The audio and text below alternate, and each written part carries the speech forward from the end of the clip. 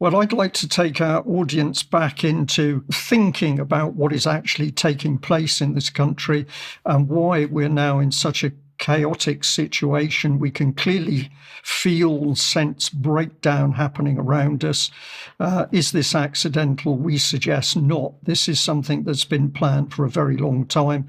Let's just jump back to 2010, and we've got David Cameron here launching the Tories' Big Society plan. What was that all about? Well, let's have a look at this little clip of the great man speaking. The basic question is, what is the best way to run our country? And my view is that the big top-down government solutions to every problem, that isn't working anymore, and so it is time to try something different. And I think the idea of the big society is trying to help individuals and communities and voluntary bodies to come together and find solutions to the problems that we have, whether it is the provision of good schools or feeling you want to improve your neighbourhood or whatever. But yes, so that's the big idea, is that you're looking for big society answers rather than big state answers. But if you want to sort of break it down into its three individual bits, I would say, first of all, it's about devolving power to the lowest level so that if people want to play a bigger role, they can. It's about opening up the provision of public services. So again, if people want to play a bigger role in health or education or policing, they are able to do so. And it's also about, the third element is the thing that I think people most associate with it, which is social action, voluntary giving, voluntary action, volunteering, the whole of the voluntary sector, which obviously has been going on for thousands of years. I didn't invent the big society. It's been evident in many of our communities. What I want to do is just make sure that we do more of it, that we enable people to play a bigger role, and community groups and voluntary groups to play a bigger role if they want to. So essentially, he only said one thing that was true in that. He said he didn't invent big society, and of course he didn't. That was invented by the radical Saul Alinsky, whose book Rules for Radicals was dedicated to Lucifer. But if you think that big society policy that David Cameron talked about disappeared, on the contrary, it didn't disappear. We are now living it, which is why we've got utter chaos around us. And Ben, just very quickly, your earlier segment in the news talking about the Birmingham Council and what was happening, this is the direct result of the big society attack, which is that the government power is to be extended to the lowest possible level. Don't know whether you'd like to say just a couple of words on that. It's absolutely everywhere. You are completely right, Brian. That was a great example. And then another one that I'm seeing a lot of, which I'm going to talk about in the next week or two, is community business. There's a new category of business, which is community business, which means that it's partly funded by the state.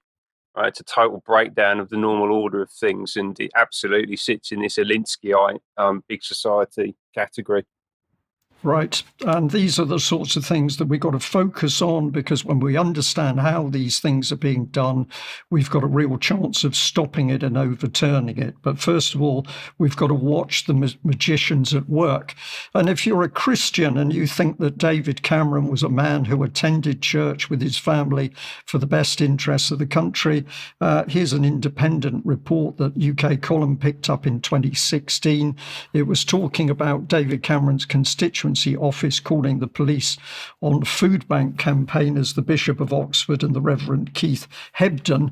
But in the article it said this: David Cameron said in the Church Times that Britain should be evangelical about its Christianity, and in a separate claim made earlier this month that the Conservative Party's Big Society initiative was, quote, continuing Jesus's work. This is so vile and cynical, but of course it tells us exactly what's in the minds of the party. And if you're going to rebuild a state, if you're going to bring in orchestrated chaos, you must destroy the old before you can bring in the new. Then you need to delete all the records. So let's just have a look at this report. And what have we got here? This is 2013.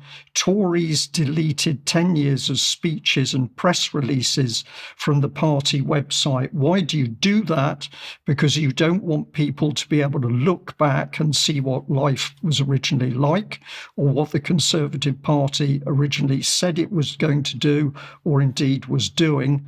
You need to eradicate all that so that the chaos that's brought in can be blamed on, the ordinary people in UK. So big society, a political weapon to destroy the nature of the UK, and this is what we are now experiencing as we sense this collapse around us. And of course, at the time, it was only the UK column that was talking out about this. This is one of the double-page spreads from the original UK column printed newspaper. Top left, pay attention, we've got Saul Alinsky. Both the Conservatives and the Labour parties were adhering to his tactics to destroy Western society. And if you have a look at to the left of your screen, the areas that are being targeted: community empowerment, national citizen service, pilots, opening up public services, that's to the private sector, community funds, social investment markets, and social action. There's Saul Alinsky, but if we run on down, you can see that we've got big society capital on the right, and we warned about the creeping state legislation and doctrine to control our lives. But interestingly, when we get to the bottom, and let's highlight this, David Cameron was talking about building an army of young people, activists, change agents who are going to be employed in all areas of society in order to change the country.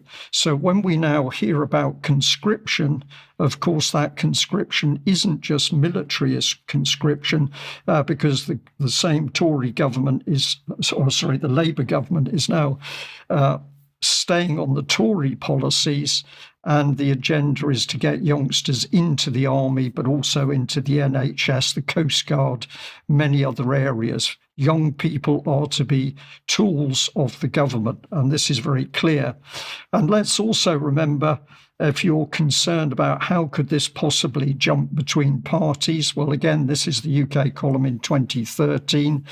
We warned about what Tony Blair had been saying. So he was quoted in one of the internal Labour Party magazines that the Prime Minister had a vision of a new Britain. Central to this vision is the creation of a new class, a new elite placed in positions of authority who will propagate the new spirit of the age and spread the principles of the third way across Britain. And of course, if you want to do that, then you need to apply psychology. And we were also warning at the time about what we called a viper's nest of behavioural change at the heart of government. These were some of the organisations involved, charity Nesta, but also David Halpern, the CEO of the Behavioural Insights team. And we'd also warned of the Cabinet Office Mindspace document talking about us having our views and values changed and not recognising it. But we were also highlighting this organisation, Nesta, and we were pointing out that once again we've got a mix of so-called public policy and people in very big global institutions and think tanks. And I'll just add this one from 2015, when the UK column was a lone voice warning that we had a government, the Lib Lab Con, as we called them, saying that 1 in 4 of us are mentally ill and need help from experts.